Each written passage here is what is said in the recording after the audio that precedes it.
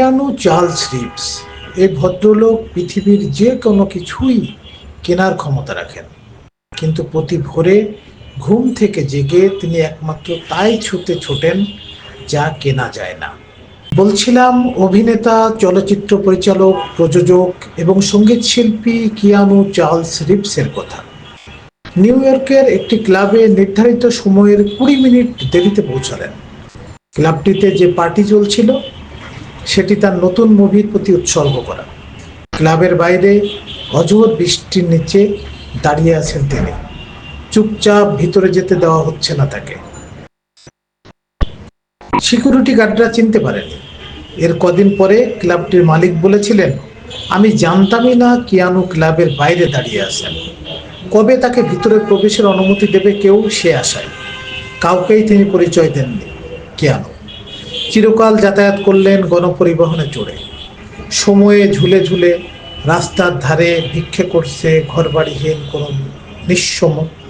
Keanu তার পাশে বসে থেকেছেন, গল্প করেছেন, উঠে আসার আগে দুঃখী মানুষটির মুঠোয় গুঁজে দিয়েছেন অপ্রত্যাশিত পরিমাণের অর্থের নোট।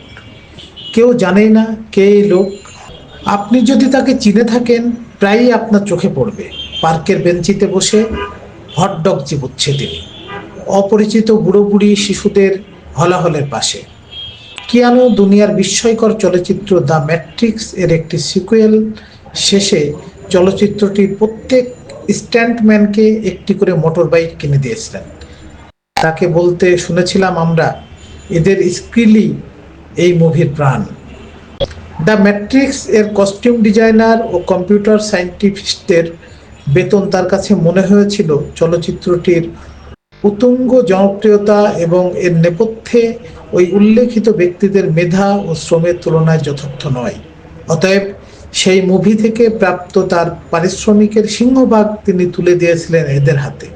তার মুভি দ্য ডিভিলস অ্যাডভোকেট এ কিংবদন্তি অভিনেতা আল পাচিনোকে আমন্ত্রণের খরচ জোগাতে তিনি কমিয়ে ফেলেছিলেন নিজের বেতন। দ্য লেক হাউস চলচ্চিত্রটায় অভিনয়ের সময় দুজন কস্টিউম সহকারীর আলাপ তার কানে এসেছিল ফিসফাসে, যাদের একজন কাঁদছিল হু হু করে। পরদিন $20,000 শোধ করতে না পারলে ঋণের ঘরটি হারিয়ে পরিবার নিয়ে পথে বসতে হবে বলে। সেই পরদিন লোকটির ব্যাংক অ্যাকাউন্টে টাকাটি জমা হয়ে গিয়েছিল। হ্যাঁ, কিয়ানু রিভস সেটাই করেছিলেন। প্রত্যেকেই মানুষ হিসেবে জন্মায়, কিন্তু মানুষ হয়ে বেঁচে থাকতে পারে অল্প কজন। 1964 সেপ্টেম্বরের 2 তারিখ জন্মেছিল শিশুটি।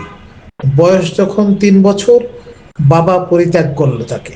এরপর ছেলেটি বড় হয়েছিল 3 জন সৎ পিতার ভিন্ন ভিন্ন বাড়িতে। ছেলেটির ডিসলেক্সিয়া, তার স্বপ্ন ছিল হকি প্লেয়ার হওয়ার, যে স্বপ্ন চুরমার হয়ে যায় মারাত্মক একটি দুর্ঘটনায়, প্রায় মৃত্যুর মুখোমুখি পড়ে যাওয়ার ফলস্বরূপ। জন্ম মুহূর্তেই তার কন্যা শিশুও মারা যায়। কদিন পরে মারা যান সেই কন্যার মা। গাড়ি অ্যাক্সিডেন্ট, প্রায় একই সময়ে মারা যান তার প্রাণের বান্ধব, সুখে দুঃখের সাথী রিভার ফিনিক্স। তার বোনের শরীরে ধরা পড়ে লিউকেমিয়া। ভেঙে পড়েননি কিয়ানু। বোনের চিকিৎসা চলাকালীন ওই দীর্ঘ সময়ে কোনো চলচ্চিত্রে অভিনয় করলেন না তিনি। বসে থাকতেন বোনের বিছানার পাশে। একদিন বিখ্যাত দ্য লিউকেমিয়া ফাউন্ডেশন গড়ে তুললেন কিয়ানু।